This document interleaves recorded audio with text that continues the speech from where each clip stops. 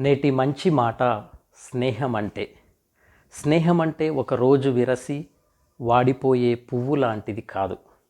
స్నేహం అంటే మనతో కలకాలం, మనం ఉన్నంత కాలం, ప్రాణంతో మనము జీవించినంత కాలం ప్రతిరోజు ఉదయించే సూర్యుని వలె ఉండాలి.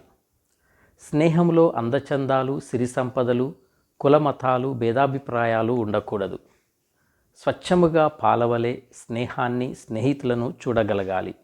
అదే నిజమైన స్నేహం. నచ్చితే స్నేహం చెయ్యి, అంతేగాని స్నేహాన్ని సరదాలకో, షికారులకో, స్వార్థానికో ఉపయోగించుకోకు. స్నేహం అంటే ఎదిగే చెట్టులా కాపాడుకో, పూసి వాడిపోయే పువ్వులా వదిలి వెళ్ళిపోకు. స్నేహంలో నీ సర్వస్వాన్ని ఇవ్వగలుగు. అప్పుడే నీది నిజమైన స్నేహం అవుతుంది.